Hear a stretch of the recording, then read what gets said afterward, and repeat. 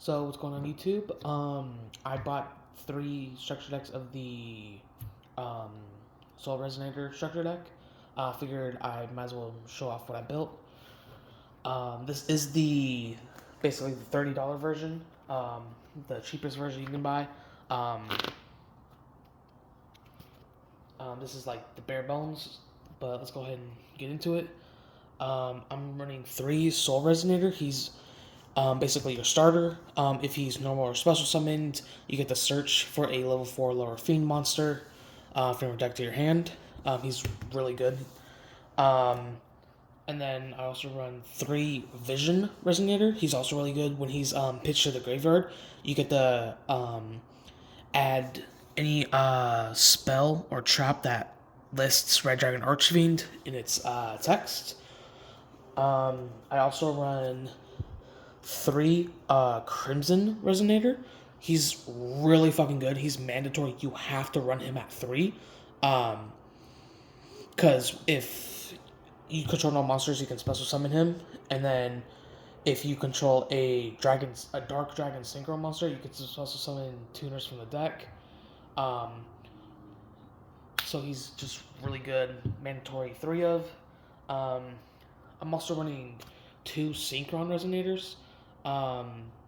He's kind of just okay. He's just there. If you control his Girl Monster, you get to special summon him. I special summon him based off Crimson's Resonator's effect. If you wanted to, you could run 1 Synchron and then 1 of the I'm blanking on the name. The level 3 one. But he's fine at 2. It doesn't really matter. You can drop him down to 1. Honestly. Then I'm also running 3 Red Sprinter. He's literally the only normal summon in the deck. But when he's normal or special summoned, and you control no other monsters, you can special summon a level 3 or lower fiend tuner from your hand or graveyard. So he actually really helps out a lot. I also run, of course, 3 of the Wandering King Wildwind. If you control any of the resonators, you can special summon him for free, and then you can gain more advantage next turn by basically doing some graveyard shenanigans with his other effects. Of course, I'm also running the 3 Bone Archfiend. He's really good because level manipulation, and then of course you can discard a card to special summon him. So you can actually discard Vision Resonator to special summon him. And then you also get to search off of Vision Resonator, because Vision Resonator doesn't care about how it gets to the grave as long as it gets to the grave. So if you were to send Vision Resonator to the graveyard to special summon Bone Archfiend, you just get a free search. And then of course you get to special summon the level 4. And then of course, combo off. I'm also running 3 Ascator, Dawnwalker, and then of course 1 Fire Ant Escator. Basically, you can discard a card to special summon him, and then when he's summoned, you get to summon the Fire Ant. And it allows you to synchro summon for a level 8,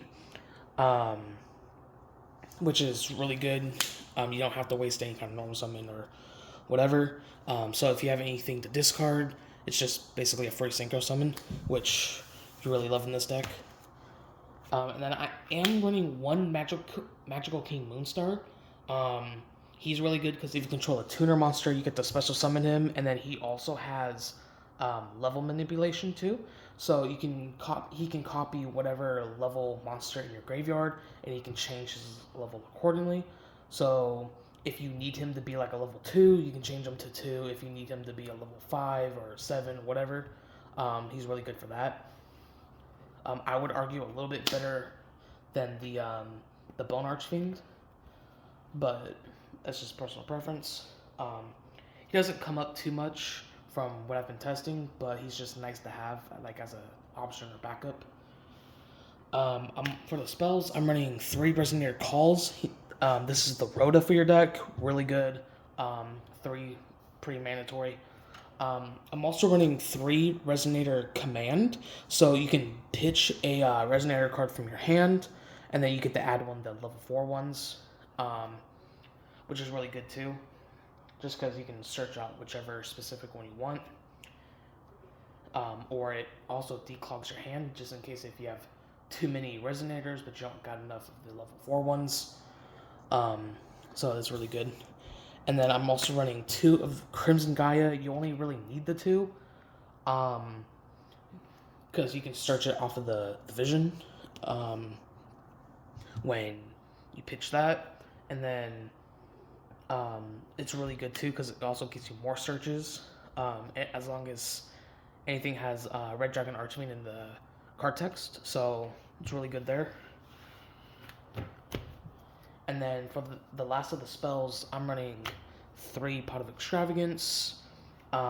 It's just kind of there. It's not really necessary, but in case you do need to get more draws, it's there. But when I was playtesting this, it never really came up, so you could substitute it out. But for the traps, I am running 1 Red Zone and then 1 Red Rain. Red Zone's really good for as an interruption. Plus, you can search off of it, or not search off of, but search it in general from your other stuff. So 1's really necessary. You don't need to run the 2 because 2 can kind of be a little bit cloggy. But if you did want to run the 2, you could take out the Red Rain. Red Rain's kind of just there to blow up your opponent's board, so that's really good too. And then I also run the Fiendish Golem and of course the Fiendish Chain. Fiendish Golem is really only a 1 of, in my opinion, just because the extra deck does everything that this does, but a little bit better. This just helps out fill out the main deck. Plus Fiendish Golem is really good too, just because it searches your Fiendish Chain, but it is a little slow just because you have to set it and then wait for your opponent's turn to activate it. But otherwise, I mean, it's a fine card. It's just a little slow for my preference. And then for the extra deck, I'm running 2 Red Dragon Archfiends. You only need the 2. 3 is a little much. You could get away with running 1, quite honestly, but I like 2 personally just because of the extravagance. I am also running 3 Red Rising Dragons. 3, in my opinion, is optimal, but you could get away with running 2. 3 preferably, but if you wanted to kind of play with the extra deck a little bit, you could drop him down to 2. But he's really good. And then I am also running 2 Scarred Dragon Archfiend. He's really fucking good for the deck. Because when you use him for a synchro material, you get to special summon the original Red Dragon Archfiend, and if he's used for a synchro material, you get to basically blow up your opponent's field. So he's really fucking good. Plus he's an easy level 8 to get out. So I'm also running 2 Scarlet Red Dragon Archfiends. He's really good too because he also counts as Red Dragon Archfiend, and then you can also blow up your opponent's field and then do burn damage. I like having the 2 just because that way, in case one of them gets hit by the extravagance, you still got the other one. And then I'm also playing 2 Hot Red Dragon Archfiend Abyss. Same reason, it's really good. You can negate your opponent's stuff, and 2 just because if it gets hit by extravagance, it's also a really good level 9 to go into if you're synchro summoning.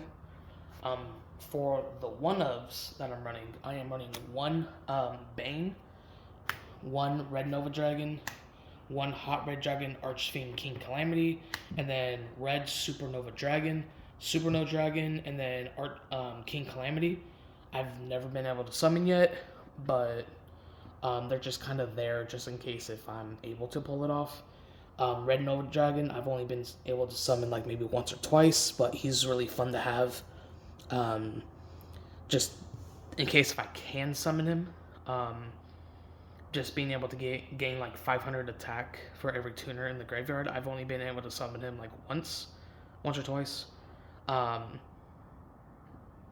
but it's only really kind of niche from what I found. And then, of course, Bane is really cool too. Um, Being able to special summon tuners from your grave, so when he inflicts battle damage. Um, but yeah, that's the deck profile. Like, comment, subscribe, all that jazz, and I'll see you in the next video.